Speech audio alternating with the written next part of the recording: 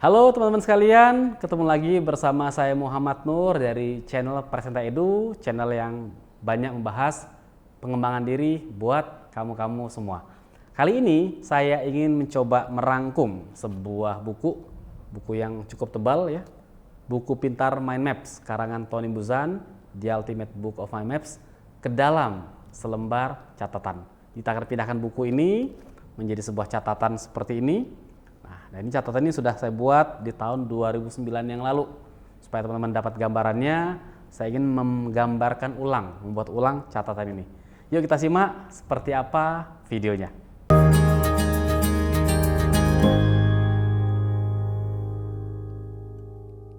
Baik teman sekalian, kita akan coba membuat mind map langkah demi langkah, merangkum sebuah buku seperti ini ya, ke dalam selembar catatan mind map. Jadi saya akan menggambarkan ulang dari awal sampai akhir.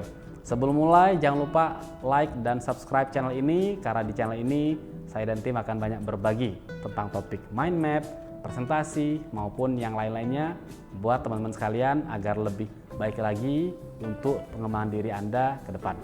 Yuk sekarang kita mulai seperti apa proses pembuatan mind map tersebut. Baik teman sekalian, kita akan mencoba merangkum sebuah buku ya. Jadi ini adalah buku Pintar Mind Map, The Ultimate Book of Mind Map. Buku ini kalau kita lihat cukup panjang ya buku ini. Tebalnya kurang lebih sekitar berapa ini? Sekitar 220 halaman ya. Lumayan panjang. Jadi saya membaca buku ini sekian tahun yang lalu, kemudian saya rangkum ke dalam selembar catatan mind map seperti yang teman-teman lihat di layar di sini. Sekarang kita akan mencoba bagaimana membuat langkah demi langkah seperti apa proses merangkum buku tersebut ke dalam selembar mind map ini. Buat teman-teman yang ikut training ini, jangan lupa Anda sudah disediakan sebuah kertas putih yang sudah bisa di print ya. Di kertasnya bisa di print seperti ini. Silahkan kalau mau mulai dari kertas kosong boleh. Kalau dari kertas yang sudah disediakan pun akan jauh lebih mudah lagi. Kita akan coba kerjakan bersama-sama. Di sini kita bisa tinggal ikuti pola yang ada. Saya akan kombinasikan antara menggunakan ballpoint dengan menggunakan spidol warna-warni, karena ini mainnya agak detail, jadi supaya gampang terbaca dengan mudah. Yuk kita mulai. Nah, pertama tentu saja kita akan tuliskan dulu judul dari mind map kita. Ya. Maka saya tuliskan The Ultimate Book of Mind Maps. Nah, ini dia judulnya. Lalu untuk judul ini supaya dia kuat, ya saya gambarkan aja sini sebuah mind map. Saya buat warna-warni biar lebih indah. Silakan teman-teman boleh berkreasi dengan warna apapun yang Anda suka.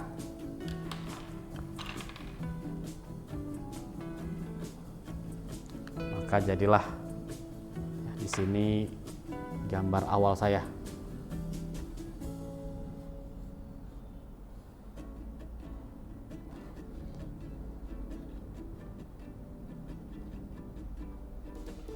Saya tebalkan sedikit.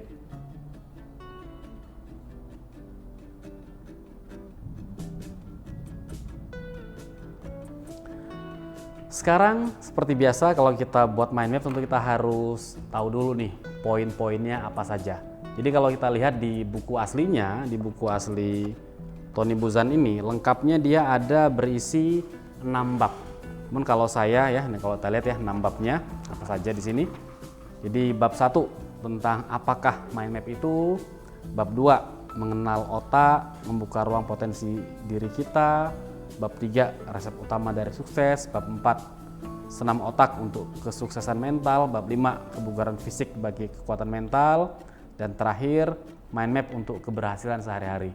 Jadi setelah saya membaca buku ini, saya lebih senang mengelompokkannya ke dalam 5 bagian, bukan 6 bagian seperti yang ada di buku aslinya.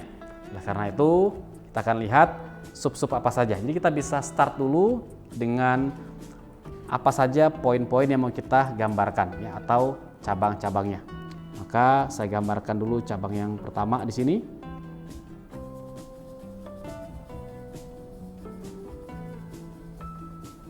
Nah, di sini saya tuliskan aspek what-nya ya.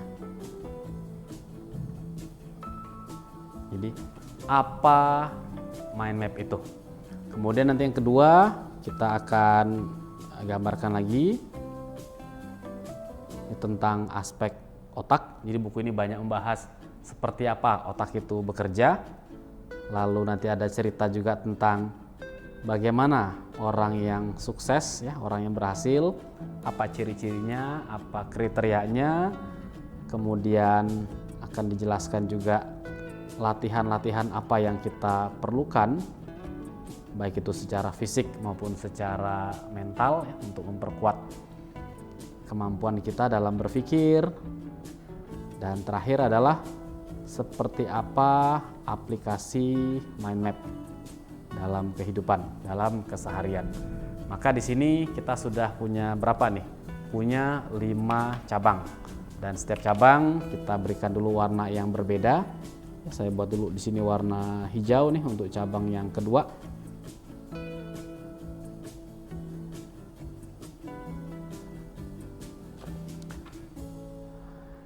Terus saya pakai warna hitam di sini untuk cabang yang ketiga.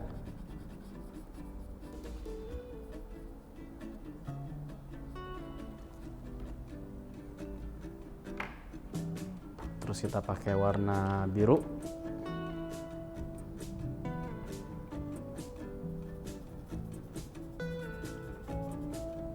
Dan terakhir di application ini saya pakai yang warna orange.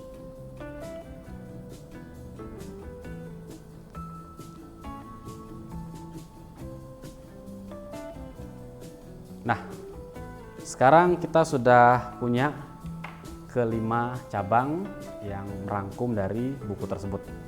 Sekarang kita coba masuk ke detailnya satu persatu. Jadi apa itu mind map? Ya, jadi what?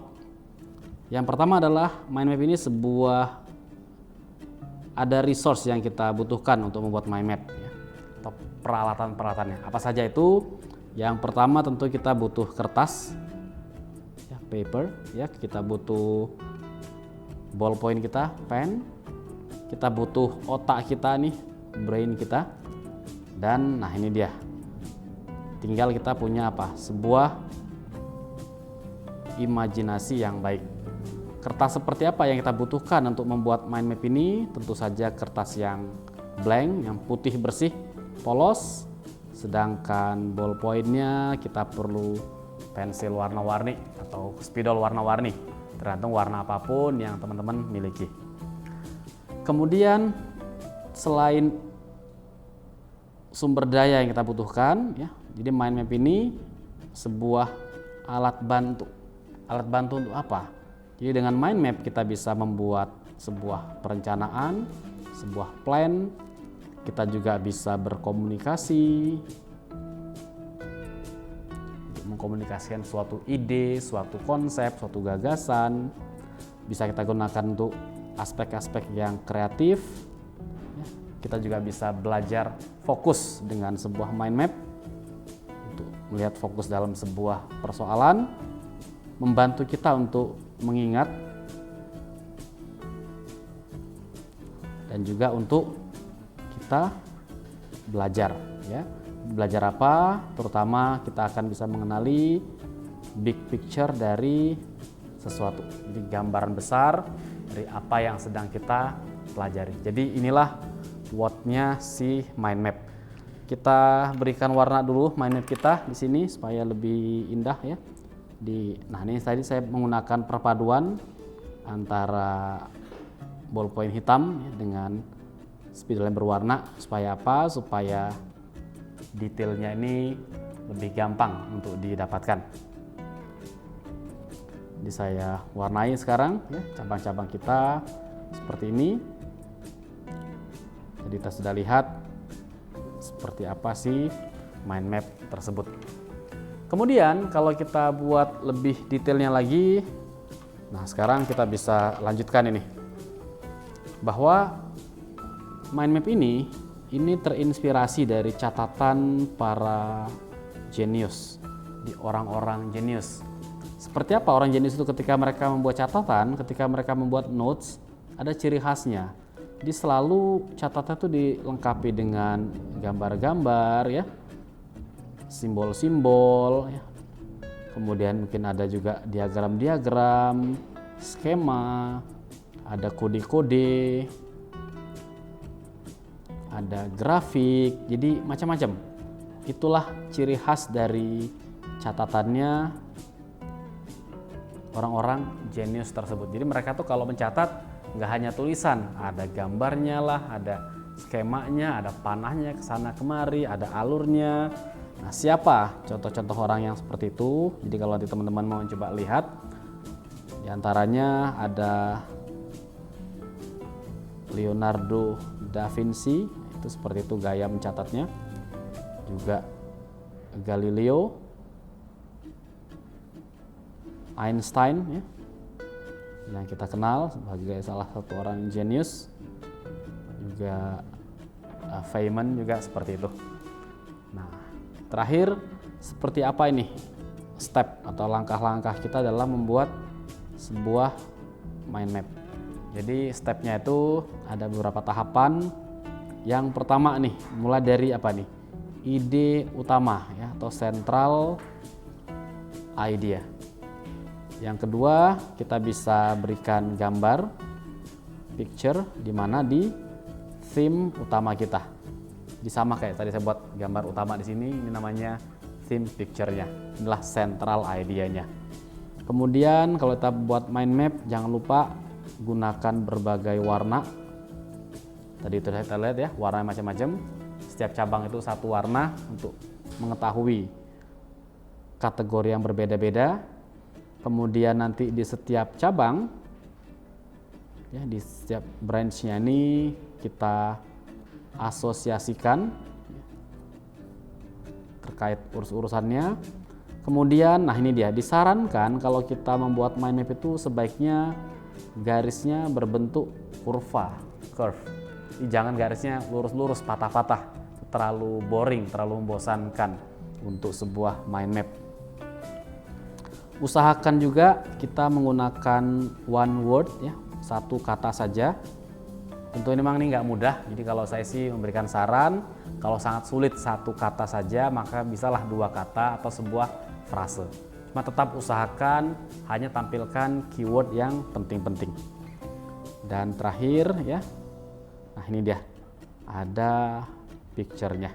Jadi ini sudah kita buat tadi di bagian pertama tentang what-nya. Sekarang saya bantu dengan warna. Nah, inilah mudahnya kalau kita tadi memadukan teman-teman sekalian antara kita menulis mind map dalam bentuk hitam putih dulu, terus kita warnai. Di sini kita bisa sambil mereview apa yang kita tulis. Jadi tadi inilah catatan para jenius, di mana mereka kalau nyatat itu pakai gambar ya, ada diagramnya, terus ada kode-kodenya, juga ada simbol-simbolnya, ada grafiknya. Nah, siapa nih tokoh-tokoh yang seperti itu? Di antaranya yang dijelaskan dalam buku The Ultimate Book of Mind Maps itu adalah Leonardo da Vinci, ada Galileo, ada Albert Einstein, dan juga ada Feynman. Terakhir, itu bagian yang pertama ini seperti apa langkah-langkahnya, step by step kalau kita pengen membuat sebuah mind map yang baik. Start dari central idea, ini central idea namanya.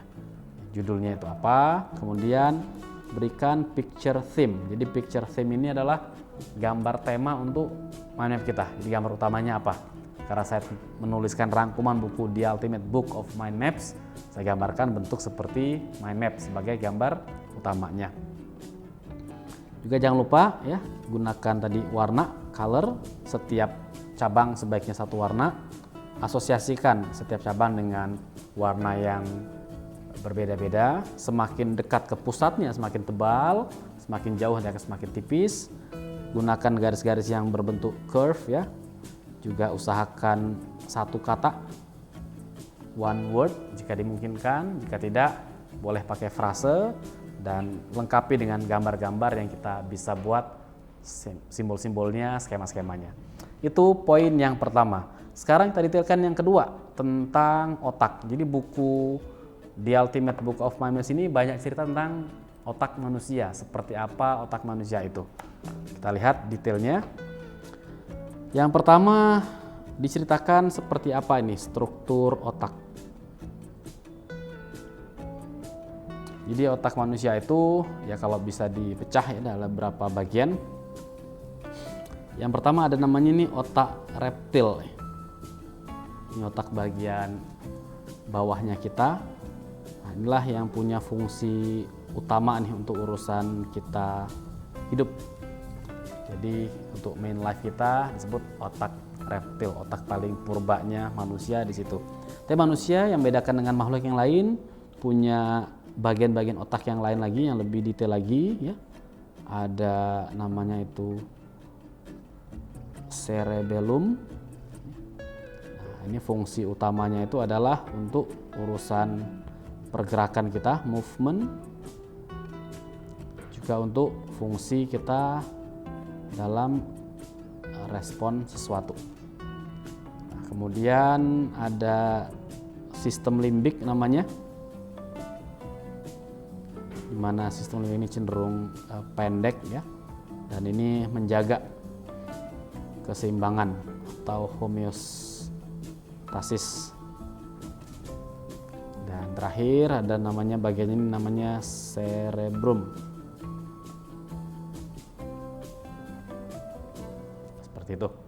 Kalau kita gambarkan tadi bagian otaknya, ada bagian yang lapisan bawahnya, nanti lapisan kedua, dan yang terakhir. Itu terkait struktur. Kemudian buku ini banyak bicara tentang kemampuan otak manusia, di mana kita dianugerahi Tuhan, ya Allah Subhanahu wa taala, otak yang sangat pintar, sangat mampu dibandingkan makhluk hidup yang lain.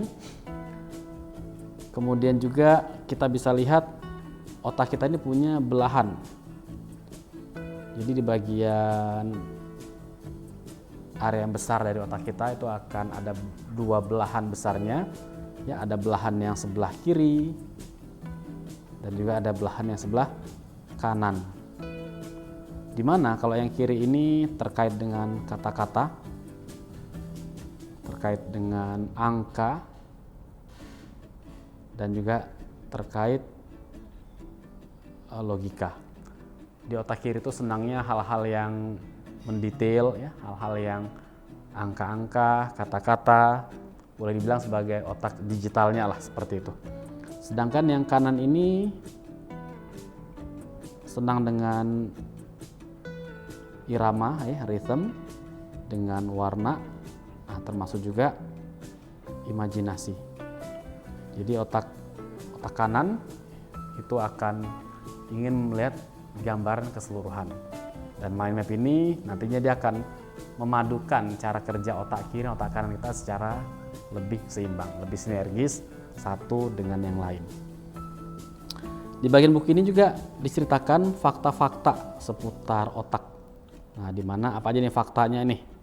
Pertama, ini ada jumlah selnya cukup banyak ya. 10 pangkat 12. Berapa tuh 10 pangkat 12 itu? Kalau nolnya 3 itu 1000, nolnya 6 itu sejuta, nolnya 9 itu miliar, 12 sudah triliun ya. Seperti itu jumlah selnya, di mana ini koneksinya ini sangatlah kompleks. Yang kalau sel-sel tadi itu dicoba diurai dan disambung-sambung, itu bisa mencapai panjang sekitar 768.000 km. Jadi cukup panjang sekali ya sel otak kita itu. Nah, inilah tadi terkait selnya. Kemudian setiap saat, setiap harinya ini ada ribuan sel-sel baru nih akan di-regenerate oleh sistem kita. Dan nah ini dia. Ini hal yang menarik ini. Diceritakan juga di buku tersebut, kalau apa yang kita pahami nih itu bisa dibuatkan dalam bentuk mind map di otak kita. Nah, ini katanya itu bisa mencapai sampai 10,5 million ya kilometer. Ini cukup panjang sekali ini, seperti itu. Baik teman-teman, kita sudah punya poin yang kedua. Kita rapikan sedikit ya. Tadi kita sudah belajar otak ini tadi ada strukturnya, ada struktur paling dasarnya struktur reptil. Inilah untuk kita bernafas, untuk kita menjalankan fungsi-fungsi tubuh kita. Kemudian ada cerebellum, ini yang fungsi utamanya untuk pergerakan dan juga respons kita. Ada sistem limbik yang tadi pendek dan berfungsi untuk keseimbangan, dan ada cerebrum ya, ini bagian yang sisi besarnya dari otak. Kemudian kemampuannya sungguh luar biasa, kita patut bersyukur kita dianugerahi otak yang sangat besar kapasitasnya, sangat besar kemampuannya, di mana otak ini punya dua belahan ya, dua hemisfer, yang kiri dan yang kanan. Dimana kalau yang kiri itu terkait kata-kata, angka, logik, yang kanan terkait tadi irama, rhythm, warna, dan imajinasi. Nah, disinilah kalau kita lihat ya, saya buat sedikit sambungan di sini, panah kecil menunjukkan sedikit korelasi di mana bagian cerebrum inilah yang nanti akan dikenal sisi kiri, sisi kanannya. Sedangkan kalau bagian lain itu tidak terlalu dibedakan mana sisi kiri dan kanannya. Terakhir untuk bagian ini ada fakta-fakta seputar otak. Jadi apa aja faktanya? Tadi punya 10 pangkat 12 sel. Koneksinya sangat kompleks, sangat rumit. Ya, jika disambung-sambung bisa mencapai 768 km. Ribuan sel baru terus bermunculan, dan kalau jadikan mind map bisa mencapai 10,5 juta kilometer. Itu poin kedua dari catatan rangkuman buku kita. Kita sudah merangkum 2 bab buku. Sekarang kita masuk ke bab yang ketiganya. Nah, di sini buku ini menjelaskan apa itu definisi dari kesuksesan. Definisi sederhananya adalah apa tuh sukses? Awalnya orang gagal dulu nih, failure, kemudian dengan perubahan, dengan mencoba lagi yang lebih baik, ya, maka akhirnya akan tercapai sebuah kesuksesan. Jadi gagal dulu, diulang lagi menjadi hal yang lebih baik, akhirnya tercapai kesuksesan. Bagaimana ini tahapan-tahapan atau steps untuk sukses? Nah, ini dikenal dengan istilah ini dia, namanya itu TEFCAS ya, TEFCAS. Apa maksudnya? Kalau kita gambarkan ini seperti anak tangga. Mulai dari trial dulu, kita mencoba sesuatu. Maka dengan kita mencoba sesuatu akan terjadilah sebuah kejadian, event. Kejadian ini bisa baik, bisa tidak, bisa seperti yang diharapkan, bisa tidak seperti yang diharapkan. Itu akan memberikan feedback buat kita. Dengan feedback ini kita akan cek apa yang sudah bagus dan untuk dipertahankan, apa yang masih kurang untuk diperbaikin. Lalu dari feedback tersebut kita melakukan penyesuaian yang diperlukan, kita adjust. Dengan mengulang-ulang hal ini, maka seseorang itu insya Allah dia akan jadi sukses. Ini tadi definisi sukses tadi. Nah, seperti itu. Maka kalau kita lihat tahapan pertama atau langkah pertama itu kan percobaan nih, trial. Ini trialnya menjadi sangat penting untuk menjadi orang yang tadi sukses dalam banyak aspek. Disinilah akan dimulai segala sesuatu itu. Kalaupun kita gagal, tidak apa-apa, karena orang yang berhasil, orang yang gagal berkali-kali, mencoba lagi sampai akhirnya ya berhasil. Butuh waktu untuk berhasil. Dengan sebuah ketekunan, dengan sikap yang rajin, dengan kesungguhan, ya dengan menjalani tadi proses yang baik, maka akan tercapailah yang namanya sukses tersebut. Diulang-ulang terus ya, di repeat, maka kita akan menjadi orang yang lebih baik dari waktu ke waktu, termasuk result yang kita dapatkan pun makin lama akan makin baik lagi. Jadi kalau digambarkan dalam skema sederhana, jadi apa itu sukses? Nah, ini kalau kita gambarkan dalam sebuah grafik, jadi sukses adalah fungsi percobaan terhadap waktu. Jadi semakin kita mencoba, nanti lama-lama makin jadi sukses. Siapa contoh orang-orang yang menunjukkan sikap seperti ini? Salah satunya adalah teman-teman mungkin kenal ya, ada Pak Edison nih, Thomas Alva Edison, penemu bola lampu bohlam. Beliau ini punya mindset yang sangat positif, jadi dia punya positif mindset, dan dia ini mencoba ketika dia menemukan sebuah benda, tadi kita contohkan bola lampu, tidak hanya bola lampu ya, juga banyak barang-barang yang lain yang menjadi penemuan beliau. Beliau punya hak paten yang sangat banyak, itu bahkan sampai ratusan bahkan ribuan kali dia mencoba. Nah, ini dia nih. Jadi ternyata Pak Thomas Alva Edison ini punya paten lebih dari 1000. Bayangkan satu orang bisa punya paten sedemikian banyak. Begitu sungguh-sungguhnya dia untuk urusan yang dia lakukan. Nah, salah satu lagi ada namanya ini seorang ahli kimia ya, Marie Curie, juga dicontohkan dalam buku ini. Jadi teman-teman sekalian, kita sudah sampai di cabang yang ketiga ini. Jadi kalau saya gambarkan sedikit tadi, kita pertebal apa itu definisinya, mulai dari failure, kemudian mencoba lebih baik lagi, akhir tercapai kesuksesan. Tahapan-tahapannya seperti apa? Jangan lupa tadi ada namanya phase ini. Inilah yang akan kita lakukan ya, supaya tadi menjadi sukses. Kemudian start trial itu langkah paling awal, mulailah dari sana. Jangan ragu, di orang sukses selalu ada langkah pertama.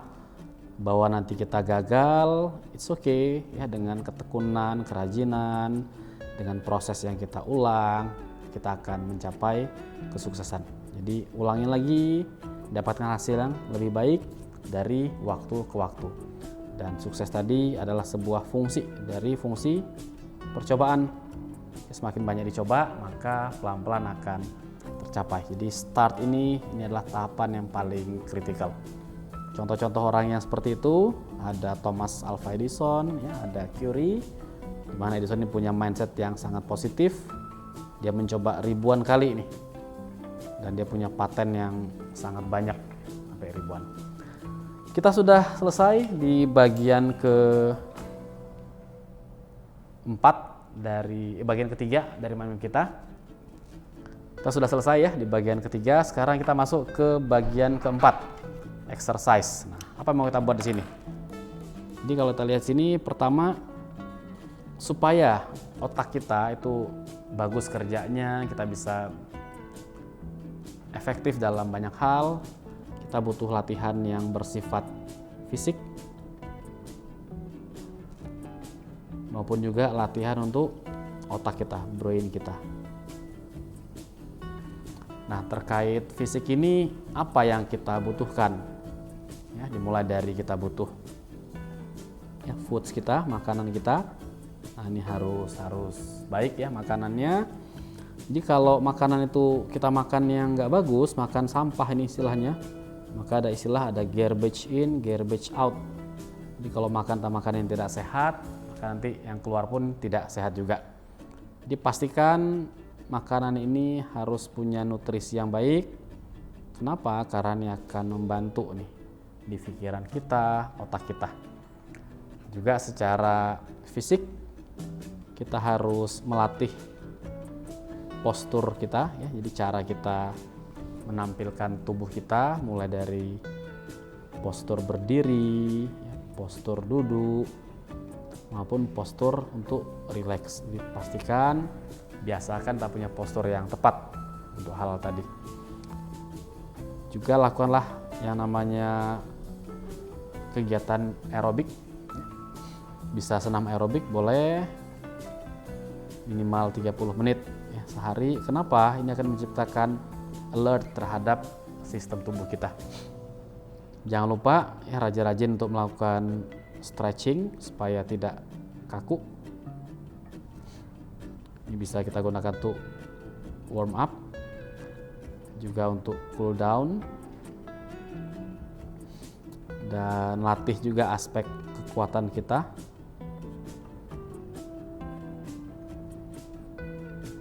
Dan jangan lupa istirahat ya.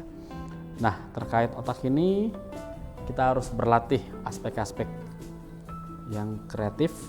Jadi latihlah kreativiti kita, gunakan otak kita. Seperti apa otak ini digunakan? Gunakan both, aspek kiri dan aspek kanannya. Jadi aspek analisanya juga aspek kreatifnya. Latih dengan menciptakan asosiasi. Ini bisa lewat game salah satunya. Melakukan repetisi, pengulangan yang cukup. Jadi kalau kita belajar sesuatu, selesai belajar, repetisi dulu sekarang ya. Nanti lakukan 3 hari kemudian, lakukan nanti seminggu kemudian. Maka nanti setelah itu kita akan bisa ingat selamanya ini, apapun yang kita ingat. Jadi salah satu teknik mengingat itu adalah dengan proses repetisi, proses pengulangan. Nah tadi creativity ini akan melatih fluensi kita,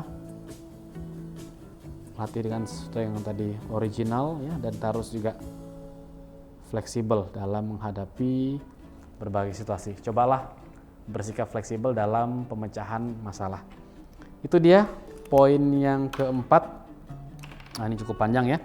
Dia ada aspek fisikalnya, ada aspek brainnya. Jadi kita ingat, coba kalau kita bicara makanan itu, makanannya pilihlah yang bagus, jangan yang kurang bagus, karena garbage in, garbage out. Makanan yang bernutrisi, berdampak ke mind kita. Secara fisik tadi postur kita, ya, pastikan postur berdiri, duduk, rileks, ini postur yang benar. Lakukan tadi aerobik 30 menit supaya tetap alert tubuh kita. Lakukan stretching, baik itu ketika kita melakukan warm up untuk memulai suatu aktivitas, juga ketika pendinginan, cool down-nya. Latih juga aspek kekuatan, strength dari fisik kita. Jangan lupa istirahat, itu penting untuk mengembalikan. Nah sekarang di aspek brain-nya itu tadi ada aspek yang membangun creativity, ya, fluency, originalitas, fleksibel. Tadi latih gunakan kedua belahan otak ya, brain kita. Latihlah dengan asosiasi, dengan games, lakukan repetisi. Maka dengan cara itu kita akan bisa ingat nanti selamanya. Teman-teman, kita sudah buat sampai bagian yang keempat dari mind map kita. Dan terakhir kita akan lihat bagian aplikasinya.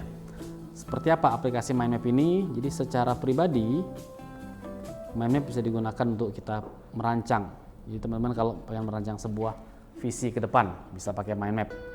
Ingin membuat target, nah, juga bisa. Ingin membuat rencana, plan juga bisa. Ya. Kemudian mind map tidak hanya aspek personal, bisa juga untuk kita belajar, ya, kita belajar sesuatu. Kemudian kita bisa gunakan juga untuk sosial kita. Kita bisa untuk profesional juga di pekerjaan. Jadi untuk belajar, mau kita belajar tentang sebuah bahasa, bisa. Mau kita nanti untuk merangkum buku seperti yang saya lakukan sekarang, bisa.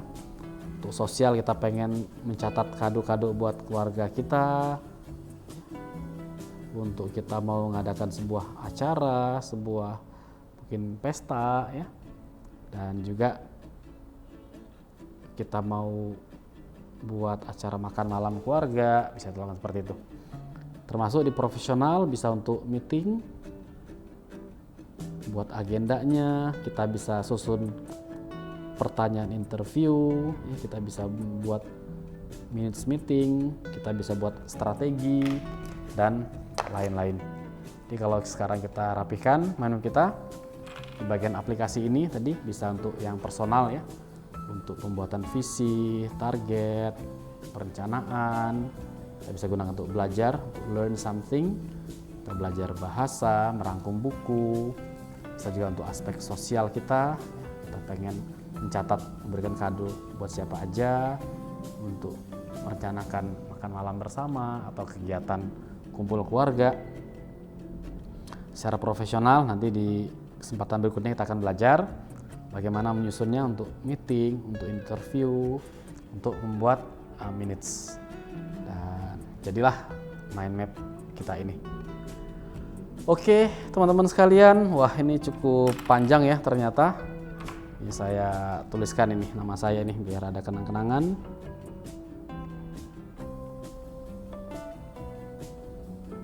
Jadi baru saja kita membuat mind map, membuat mind map ulang. Ini saya buat pertama kali dulu di tahun 2009, ini masih ada tanggalnya mind mapnya. Dan sekarang kita baru saja membuat ulang kembali. Walaupun sudah berumur lebih dari 10 tahun, dengan kita membuat mind map, maka kita mencoba memindahkan isi sebuah buku ke dalam sebuah rangkuman. Dan rangkuman ini karena berbentuk mind map, kita ikut terlibat dalam menciptakannya. Jadi rangkuman ini tidak hanya milik si penulis buku, tapi sudah berpindah apa yang kita pahami. Jadi walaupun umur sudah cukup panjang, alhamdulillah saya masih bisa menceritakan ulang isi bukunya. Meskipun saya nggak baca lagi bukunya, saya mengandalkan mind map ini. Jadi itulah kekuatan sebuah peta pikiran, kekuatan sebuah mind map. Semoga teman-teman sekarang sudah bisa melihat gimana pentingnya kita belajar membuat mind map. Baik teman-teman sekalian, itulah tadi kita sudah membuat mind map, kita sudah rangkum satu buah buku ke dalam selembar catatan, sedalam selembar mind map. Anda bisa lihat ya, teman-teman bisa lihat, walaupun buku ini saya baca lebih dari 10 tahun yang lalu, tapi isinya masih bisa ditangkap dengan baik, masih diingat dengan baik, dan menggunakan mind map yang kita miliki, kita bisa merecall sebanyak mungkin informasi yang sudah kita pelajari sebelumnya. Semoga video ini bermanfaat buat teman-teman sekalian. Jangan lupa like dan subscribe video ini. Tuliskan di kolom komentar jika Anda senang dengan video-video mind map yang lain. Saya akan coba buat bersama tim di Perseta Edu. Sampai jumpa lagi di video-video yang lain. Saya Muhammad Nur. See you in the next video.